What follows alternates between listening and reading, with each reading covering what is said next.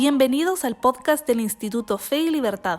En este espacio conversamos con expertos y analizamos posturas sobre economía, religión, libertad y más. Bienvenidos al podcast del Instituto Fe y Libertad, un espacio dedicado a explorar las ideas, los valores y las reflexiones que promueven la unión entre la fe, la libertad y la virtud. Hoy tenemos el honor de conversar con Gonzalo Chamorro, quien ha estado profundamente involucrado en la edición y publicación del libro Roces con el Misterio de Armando de la Torre, una obra que invita a un diálogo profundo sobre las grandes preguntas de la existencia humana, por ejemplo, la fe y la trascendencia. Este libro es el resultado de una colaboración entre el Instituto Fe y Libertad y la Universidad Francisco Marroquín. Gonzalo, es un placer para nosotros tenerte aquí. Muchas gracias por aceptar la invitación. Con mucho gusto, Camilo, un placer de partir ideas contigo y más sobre una obra que a ambos nos interesa, tanto al Instituto Fe y Libertad como a la Universidad Marroquín, pero particularmente a tu persona y mi persona porque estamos profundamente preocupados por lo que está aconteciendo en el mundo respecto al sentido de la trascendencia, la pérdida de la fe y lo que ha decantado en una sociedad secular en esta realidad actual. Pues justamente, Gonzalo, de esto estaremos platicando, ¿no? Tal vez la excusa sea el texto del doctor de la Torre, ¿no? Roces con el misterio. Y bueno, tú estuviste bastante o profundamente implicado en el documento, en cómo se llevó a cabo la publicación del mismo, en la transición para que se elaboraran los capítulos. Entonces, me gustaría saber, Gonzalo, cómo nace la idea de trabajar en esta publicación de Roces con el misterio. Y además, ¿qué relevancia ves en esta obra para el público actual, ¿no? Y especialmente en un contexto de crecientes debates entre fe y razón, como tú lo mencionas? Bueno, lo primero que te quería decir, recordando un poco las palabras de Karl Jasper, Jasper decía que arrebar mediante la historia, más allá de la historia, en este caso el campo de la revelación o la trascendencia que nos envuelve, quizás es lo último que el pensamiento no puede alcanzar, pero que siempre ha de procurar rozar. Y lo digo porque cuando yo me acerco a esta obra, que por cierto es una obra que el doctor de la Torre ha venido desarrollando hace muchos años, décadas diría yo, y ha tenido sus ediciones diferentes porque también ha dado una respuesta a los avatares de los diferentes tiempos que ha vivido el Doctor de la Torre. Pero una de las cosas interesantes que llega en esta etapa de la vida de don Armando ya cerca del centenario es que después de haber pasado por el campo de la filosofía, después de haber pasado por el campo de la economía, por el campo de la política, por el campo de la jurisprudencia, por el campo al final del día de las ciencias sociales o las ciencias humanas, él se dio cuenta la relevancia y la importancia que ha tenido, que tiene y que debería seguir teniendo, no solo para el mundo religioso, sino para el pensamiento universal universitario, el sentido de la revelación, el sentido de la trascendencia. Y por eso él, que tiene varios retornos, inclusive luchas con Dios en sus propias preguntas que tanto tú como yo y posiblemente una buena parte de la audiencia que ve este podcast ha tenido, ha decantado en que él al final del día diga sencillamente que cuando uno tiene un sentido de trascendencia, uno tiene un sentido profundo de responsabilidad, tanto moral como espiritual. Y eso entonces a él le llevó a recopilar una serie de capítulos que fueron ensayos en algún momento, pero que después se transformó en una obra concreta para llegar a decir y concretamente expresar que el ser humano sin un sentido de Dios, sin un sentido de trascendencia, no tiene un porqué y un para qué, como diría Víctor Frank. De hecho, hace poco acabo Ujú. de terminar una obra de Víctor Frank, que es una interesante entrevista que se titula el libro En el principio era el sentido. Y parte del sentido que plantea Frank en sus tiempos de campo de concentración fue lo que a él le ayudó, le motivó junto con otros colegas, que es el sentido de trascendencia. Ahora, esa trascendencia, por supuesto, si la metemos en un laboratorio al puro estilo del siglo XIX o el principio del siglo XX, donde el método inductivo se había dogmatizado, obviamente no va a cobrar mayor sentido en el campo de la dogmatización del método científico. Pero ¿por qué? Porque esto va mucho más allá de lo fáctico, lo concreto. Esto va en el plano sobrenatural trascendente de la fe. Y por eso produce para el doctor de la Torre un profundo sentido de curiosidad intelectual. Entonces, concretizando puntualmente la pregunta que tú me hacías, lo que yo aprendí en este proceso colaborándome, nuevamente te lo digo, en esta etapa final de un trabajo que el doctor ha venido desarrollando por muchos años, cambiando algunos conceptos, adecuándose al signo de los tiempos, es precisamente que la fe en cualquier circunstancia, sí y solo sí, te genera curiosidad intelectual. Y un ser humano con curiosidad intelectual que aprende a contemplar y que le haya sentido, al estilo de Víctor Frank, por qué y para qué la vida, entonces debe tener un sentido profundo de trascendencia. Y eso la verdad es que particularmente en mi persona cobró una dinámica muy particular de acrecentar mi fe, acrecentar mis disciplinas espirituales y acrecentar mi contemplación. Porque como citaba yo al inicio Carl Jasper, si bien es cierto, a Dios no lo vamos a colocar en un laboratorio para decir Dios es uno más uno igual Ujú. tal, tal significado, pero sí te ayuda a contemplar y a tener una percepción diferente del realismo filosófico y teológico que te genera un roce con lo que trasciende al espíritu humano. Gracias, Gonzalo. Y de hecho, bueno, con tu intervención me vienen varias comentarios, preguntas, porque hacías la salvedad de que el doctor de la Torre, si bien es doctor en sociología, en filosofía, también tiene formación en el área periodística, pero si uno lo busca en internet y me parece no sé, un dato interesante, lo muestran o se asume como teólogo, ¿no? Que no es poco. Entonces, en parte ya estuviste desarrollando esto que te voy a preguntar, pero creo que es no solo necesario, sino que al público seguramente le gustará escucharlo, y es sobre el título de la obra, ¿no? Roces con el misterio, es profundamente evocador. Entonces, ¿qué quiso transmitir, o tú qué crees básicamente que quiso transmitir el doctor de la Torre con este concepto, ¿no? ¿Y cómo crees que este misterio se manifiesta en nuestra vida cotidiana? Claro. Bueno, puntualmente tú lo acabas de decir, es un misterio. Es un misterio que no lo puedes llevar, como ya te había dicho, al campo laboratorio del método inductivo o simple y sencillamente a una suma matemática. Entonces, para el doctor de la Torre, ese misterio que trasciende al Espíritu Santo, o que trasciende, perdón, al espíritu humano, lo único que tú puedes hacer es intentar rozar y concebir ciertos elementos que afectan a tu vida moral, a tu vida espiritual, a ciertas percepciones que plantean tu dinámica de comprender las formas, los sentidos, al puro estilo de Hans von Balthasar, donde el doctor de la Torre comienza a rozar en el campo de la teología, en el campo de la revelación de la tradición judeocristiana, puntualmente para poder entender cuál es el trasfondo teológico del doctor de la Torre.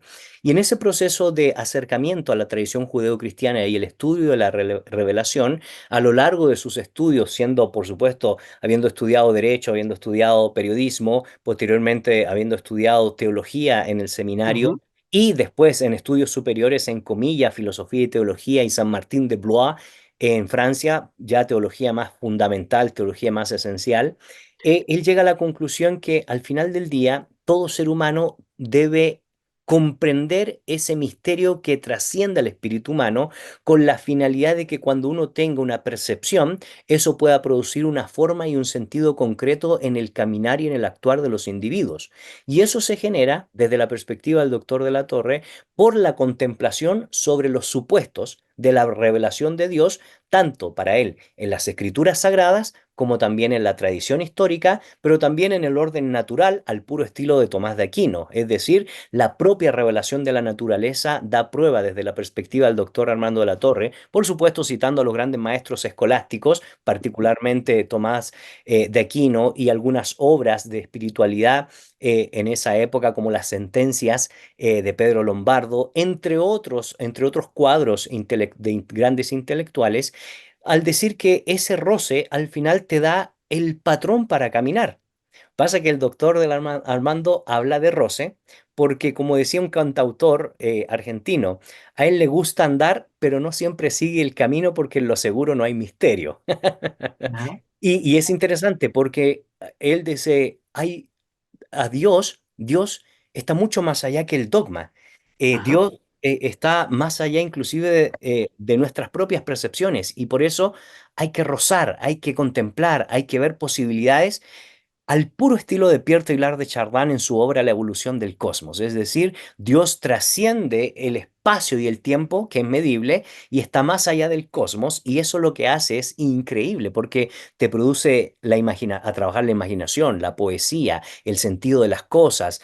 Tú puedes ver a Dios no porque Él sea panteísta, pero tú puedes ver a Dios en la fuerza de la naturaleza. Tú puedes ver a Dios donde para don Armando el control de este ente y esencia creadora, al final del día tiene un espacio de amor y gracia para la humanidad con profundo sentido de justicia, que son las virtudes teologales que uno encuentra en Ujú. la obra Roces con el Misterio. Entonces, todo decanta al final del día, aunque tú rozas con lo trascendente, en el fiel comportamiento del sentido de la libertad responsable del ser humano. Y esa obra entonces hace esa conexión desde el campo de la teología, la filosofía y las otras ciencias humanas para entender, uno, quién es el ser humano; dos, quién es el hombre frente al Creador; y tres, cuál es nuestro sentido de responsabilidad en esta tierra frente a la visión y el sentido profundo de trascendencia en este espacio de un intenso caminar, en un tenso devenir, rozando con el misterio.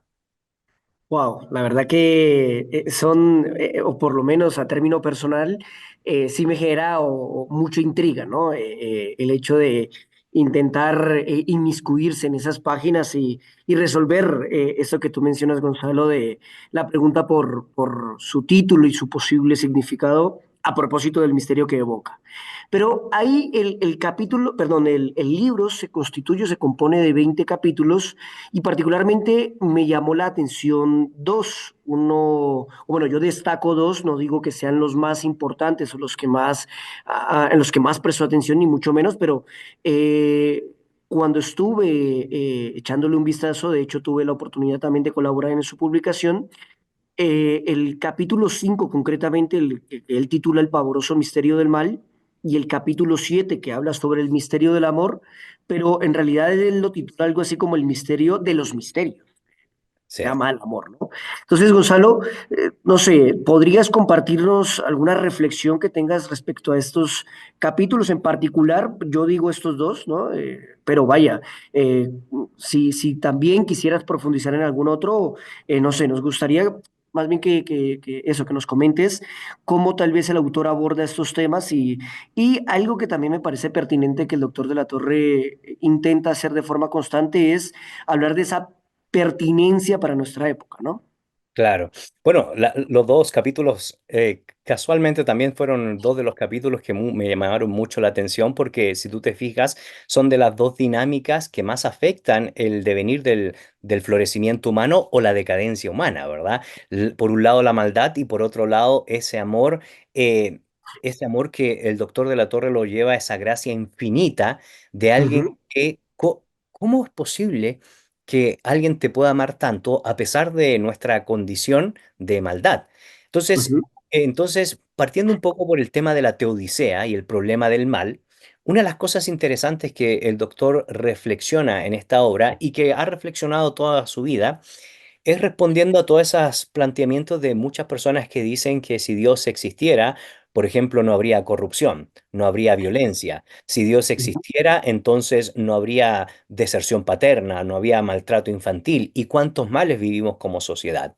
Sin embargo, el doctor de la Torre, siguiendo los grandes autores y maestros en la historia del pensamiento, tanto teológico como filosófico, desde Agustín, desde Anselmo de Canterbury, desde Pedro Lombardo, desde las grandes obras como por ejemplo Antonio el Eremita, que fueron las primeras obras respecto a una teología y un pensamiento en el martirio, y así sucesivamente, y no voy a mencionar más porque si no, no van a leer los libros nuestros Ajá. queridos. Pero él hace el planteamiento respecto al tema del mal. ¿Y qué sucedería si tú y yo y la sociedad en general obedeciéramos las leyes de Dios? Entonces cambia la dinámica, porque si obedeciéramos las leyes de Dios, entonces seríamos justos, entonces seríamos misericordiosos, entonces tendríamos un profundo amor por el prójimo, entonces no seríamos corruptos, entonces cumpliríamos nuestra labor de ser buenos padres o buenas madres de familia, y así sucesivamente, etcétera, etcétera. Entonces, si te das cuenta, generalmente el juicio de valor en la actualidad, en esta sociedad secular, en este mundo racionalista, es culpabilizar a Dios de todos los males de la sociedad, cuando realmente tanto tú como yo, y lo destaca muy bien el doctor de la Torre, tenemos la libertad de escoger de seguir los principios de Dios o desechar, pero asumir las consecuencias de nuestro rechazo al Creador, particularmente desde la tradición judeo-cristiana. Entonces, él dice sobre la raíz del problema del mal, sobre la teodicea, la importancia de no solo rozar, sino que inevitablemente ese roce te debe llevar a comprender las principales virtudes del cristianismo para poder ser hombres y mujeres de bien en un mundo Ujú, que no es bueno, en un mundo que constantemente busca, como diría Lord Acton, el poder absoluto. Y tú sabes que ese poder absoluto corrompe absolutamente. Entonces, ujú. hay muchas cosas más que decir respecto a ese punto, pero quería lanzar eso porque eso pica, ¿verdad? Es interesante que responda al tema del mal. Y obviamente el tema del mal se contrasta también con la dinámica del amor. Y aquí para el doctor de la Torre un elemento indispensable, no solo desde una cosmovisión puramente histórica, sino también puramente trascendente, que es diferente a trascendental, y hay una sección donde él va a explicar muy bien esa dinámica entre lo trascendente y lo trascendental, es la figura y el advenimiento de Jesús de Nazaret, como una muestra y como un ejemplo de un amor profundo. Y él parte de la premisa de una pregunta que se hizo por allá por el año 1111. La pregunta que se hizo Anselmo de Canterbury: ¿cómo fue que Dios se hizo hombre? Y a esa pregunta se le agrega: ¿por qué fue que Dios se hizo hombre? ¿Cuál era el fin? ¿Cuál era la meta? Y la meta es el amor. Y lo dice Henry Nouwen, al amor por medio de Jesús, porque la máxima expresión del amor para el doctor de la Torre es la cruz, porque en la cruz tú ves a un justo dando su vida por todas aquellas personas que no tenían un porqué y un para qué. Víctor Frank, en un ambiente donde en el pleno primer siglo la sociedad, por lo menos dentro de la nación del pueblo de Israel, era una sociedad craquelada. Roma Mm, ejercía la hegemonía política, Grecia ejercía la hegemonía cultural, particularmente con el helenismo y con dos tendencias filosóficas éticas que estaban casi en las antípodas, ¿verdad? El estoicismo, sufrimiento a toda costa, y el epicureísmo, placer a toda costa. Aparte de eso, en el año 61 a.C., el general Pompeo le había expropiado todas las tierras al pueblo de Israel o al pueblo de Judá. Entonces, cuando uno lee los evangelios, y el doctor de la Torre se encarga mucho de leer los evangelios, las parábolas del reino, las parábolas de Jesús, poder comprender cómo es que Jesús expresa el amor, una de las cosas interesantes es que tú ves la condición humana. Y la condición humana sin esperanza va directamente al detrimento. Entonces, aquí saco el tema de la esperanza porque amor y esperanza en la figura de Jesús es un elemento indispensable en el pensamiento del doctor de la Torre, junto a todos estos autores que he mencionado. Entonces, respondiendo a la pregunta de Anselmo: ¿por qué Dios se hizo hombre y cómo fue que Dios se hizo hombre? Que por cierto surge la universidad a causa de esa pregunta, y hay una obra muy buena que recomiendo al doctor de la Torre que se llama Alma Mater, donde él responde a la gran pregunta: ¿cuál es el sentido del alma mater? ¿Por qué está y ujú. para qué está un alma mater o una universidad? Y él recoge, después de hacer una investigación y después de expresar su experiencia en esa obra, de que es importante que la alma mater, la universidad, no pierda su sentido de contemplación en el misterio, porque al final del día eso es lo que te va a dar un patrón profundamente moral. Pero bueno, volviendo al planteamiento segundo sobre el amor, la respuesta a por qué Dios se hizo hombre es eso: por amor a su propia creación, por amor a la criaturidad, por amor al todo el orbe, al orden creado. Es un amor Ujú, cosmológico que trasciende inclusive nuestro propio planeta, que va mucho más allá. Es un amor infinito. Y esa categoría te lleva a rozar con ese misterio, porque tú te preguntas humanamente cómo es posible que alguien te pueda amar tanto que dé su vida. Y claro, por eso aparecen las figuras de ese padre cuidando a su hijo. Un padre ama a su hijo y está dispuesto a dar la vida, generalmente, ¿verdad? No es que siempre sea así, sí, sí. pero esas metáforas resuenan mucho en las categorías del doctor de la Torre. Entonces, el mal, pues gran parte de la responsabilidad de los seres humanos por no obedecer algo que trasciende al espíritu humano en cuanto a las virtudes y enseñanzas y estatutos y decretos de Dios. Y por eso nos va como va desde la perspectiva del doctor de la Torre y otras dinámicas más que él menciona en este capítulo. Y el amor es porque es la esencia del creador. Dios es amor y como Dios es amor, se encarna en su Hijo y la figura, la imagen del Dios invisible, el Dios que no vemos, el Dios que solo podemos rozar porque Dios es espíritu. ¿Cómo llevas eso al campo de la ciencia? Es complicadísimo porque está dentro de la metafísica. Pero en Jesús y su imagen histórica y sus palabras y sus enseñanzas cobran mucho sentido en la obra del doctor de la Torre. Por eso tiene un diálogo profundo y sincero, por cierto, con la obra del Papa Joseph Ratzinger, porque la cristología, o es decir, el estudio de la doctrina de Cristo del Papa Ratzinger, tuvo también mucho eco en el pensamiento del doctor de la Torre y otras cosas más que no las vamos a mencionar para que ustedes, queridos amigos, lean la obra porque está genial. Yo no sé, tú que tuviste la oportunidad de ser parte también de este proceso editorial, pero uno empieza a leer y te cautiva, ¿verdad? A mí me cautivó Ujú, porque te invita no solo a querer responder las preguntas que posiblemente tú has tenido, que yo he tenido, y te lleva en ese hilo conductor de entender que no es una obra así de teología dogmática con aparatos ujú. críticos, sino que es la experiencia de alguien que ha caminado y que ha tenido preguntas como tú y yo la hemos tenido y que el proceso de la vida y la maduración de la propia vida y los golpes de la vida y la experiencia de la vida te va conectando con ese sentido de trascendencia que te lleva a rozar, pero al final te lleva a entender la importancia del amor y la gracia. Sí, de hecho, Gonzalo, en esa respuesta que acabas de plantear, se puede identificar, ¿no? Que hay diferentes temas relevantes en toda la obra, no solo a propósito del misterio que puede haber respecto al mal o al amor, sino otras tantas dimensiones filosóficas, teológicas, por supuesto, pero hay otro capítulo que es el 11 en donde se puede hablar de una perspectiva guatemalteca. Me llamó también la atención y creo que vale la pena mencionarlo aun cuando estoy seguro que la mayoría lo sabe. El doctor de la Torre es de origen estadounidense, pero de familia cubana, reside en Guatemala desde hace bastantes años. Entonces el libro dedica una sección al misterio de lo social, pero también hay otro donde habla de ese enfoque un poco histórico, ¿no? Y hace una acotación de Guatemala concretamente. Es interesante que tú, Gonzalo, chileno, yo colombiano, Ujú. el doctor de la Torre, cubano, estadounidense, no, hagamos, me parece que el público le va a llamar de forma considerable este aspecto, ¿no? ¿Qué mensaje crees tú que quiso transmitir el autor sobre el papel de Guatemala en el contexto social y además espiritual? Claro. Bueno, que te tengo que decir es que una de las cosas que yo he admirado siempre del doctor de la Torre es ese profundo amor que tiene por Guatemala. No Ujú, podemos dejar de olvidar que él fue maestro en Princeton, en Hampton, Virginia.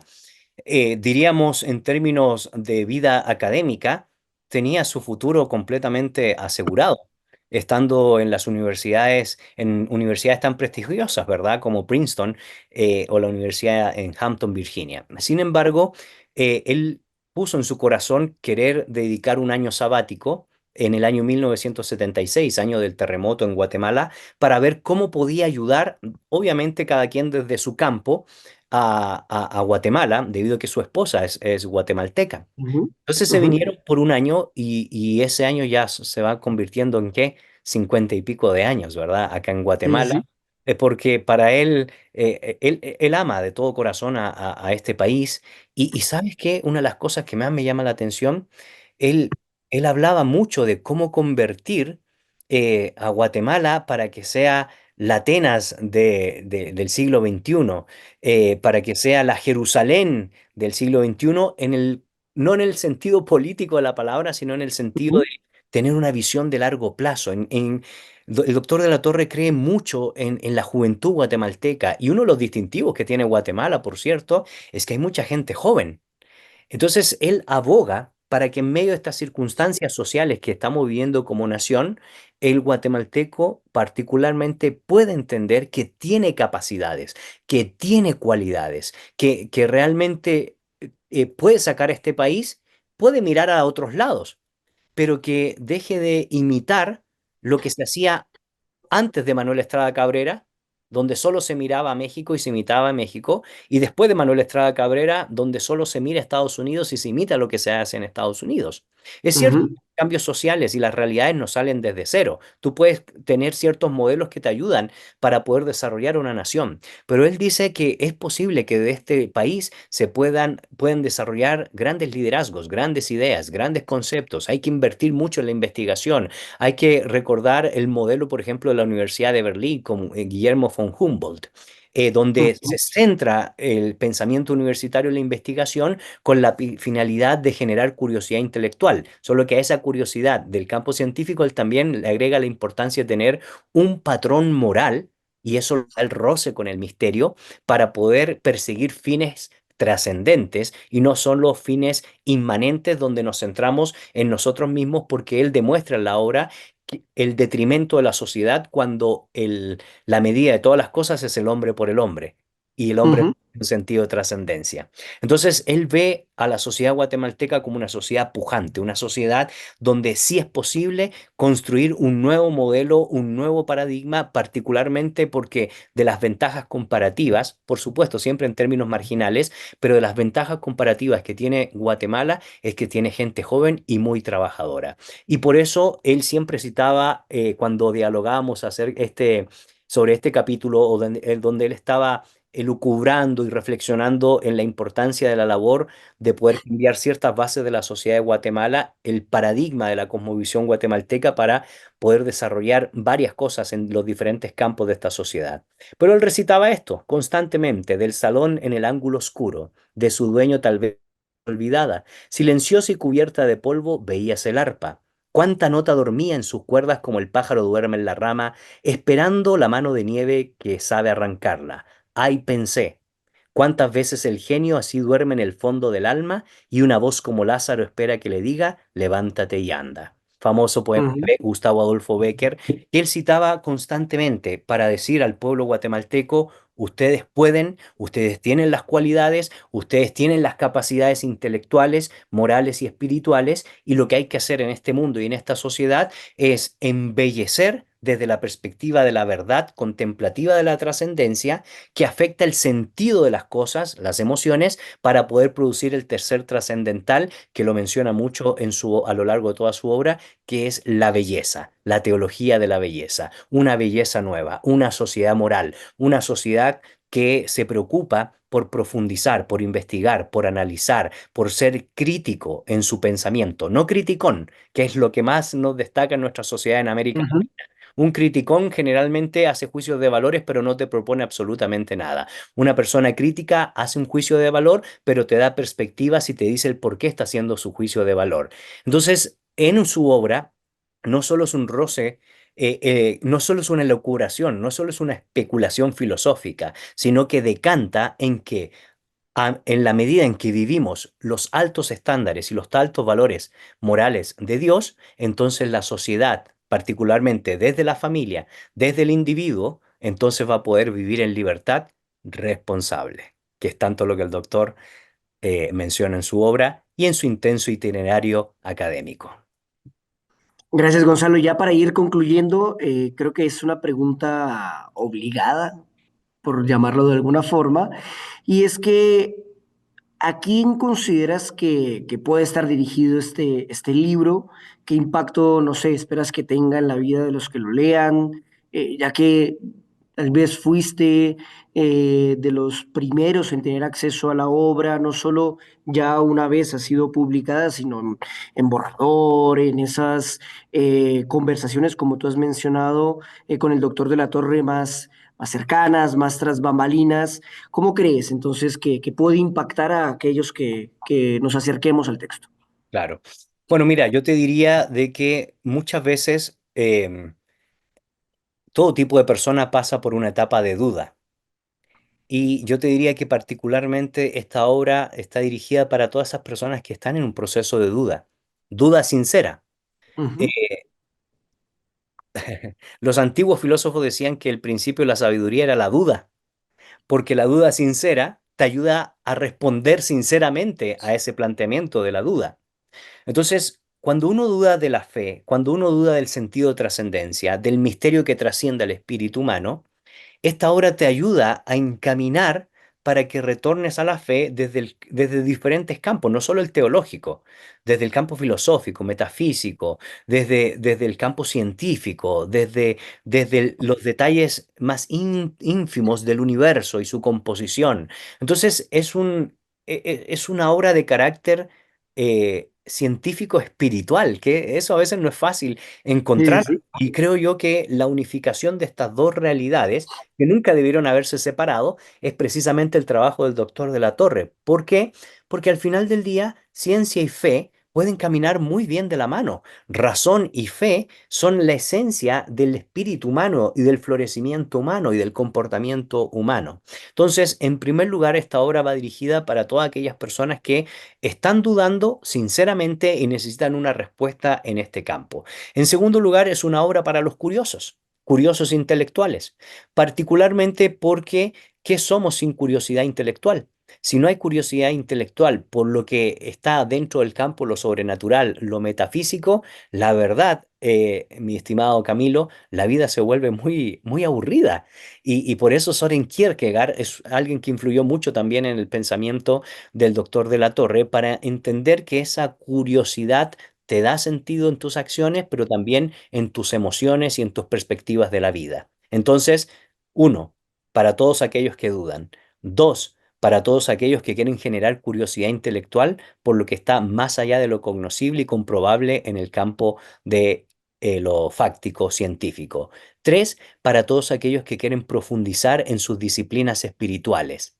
Cuatro, diría yo, para todo aquel hombre y toda aquella mujer que quiere profundizar en su sentido de fe y Ujú. tener un porqué y un para qué en este mundo, pero también después de esta vida. Porque la obra no tendría sentido si al final dijéramos, no, yo no creo en absolutamente nada. Pues Blaise Pascal diría entonces, te vas a la nada eterna. Pero si hay algo, y si hay alguien, sabio sería empezar desde ahora, comenzar a cultivar ese sentido de fe para poder entender y comprender la posibilidad de una vida después de esta vida. Y finalmente, para todos aquellos que necesitan profundizar en su percepción teológica, escritural bíblica, filosófica y, por supuesto, moral espiritual. Agregaría esta respuesta, Gonzalo, que el capítulo 1 de la obra, el doctor de la Torre la titula El asombro, ¿no? Muy, muy afín a lo que tú nos indicas. Pues, Gonzalo, ya para finalizar este podcast que se fue realmente muy, muy rápido, pero no por ello deja de ser súper interesante. ¿Hay alguna parte del libro que, no sé, resonó particularmente contigo? Es decir, alguna idea, alguna frase que sientas que encapsula la esencia del texto, algo que quieras dejar como mensaje final Sí. a los que nos escuchan. Mira, no voy a dar la respuesta, pero solo pinceladas para que lo busquen. Una de las cosas que me encantó del libro es que a veces uno piensa que discutir con los existencialistas ateos del siglo XX, al puro estilo de Jean-Paul Sartre, o a veces un poco la filosofía de lo absurdo de Albert Camus, por ejemplo, es algo muy complejo. Pero cuando Ujú. tú lees al doctor de la Torre y estás leyendo esta obra, la sencillez con que él puede debatir en su obra con estos autores y dar un punto de vista a considerar desde la perspectiva de contrarrestar la filosofía negativa o el existencialismo ateo, resulta ser una genialidad. Entonces esa magia de la pluma del doctor de la Torre para contrarrestar todos estos autores que creían que la vida es una pasión inútil, de hecho hay un capítulo dedicado a eso, creo que vale la pena descubrirlo. ¿Dónde está? ¿En qué página? Lea el libro, queridos amigos, y ¿saben qué? Se van a dar cuenta que se van a encontrar con una obra que es bastante amplia en poder responder varias preguntas que tú y yo y posiblemente nuestra audiencia tengan en el tintero, Camilo. Pues Gonzalo, te agradezco muchísimo por acompañarnos en este podcast y ten por seguro que te estaremos invitando con más frecuencia. Muchas gracias. Con mucho gusto, gracias a ti y un placer en saludar a todos nuestros oyentes y videntes también del Instituto Fe y Libertad. Y pues gracias a todos los que nos escuchan por habernos acompañado en esta enriquecedora conversación a propósito del texto del doctor de la Torre, Roces con el Misterio.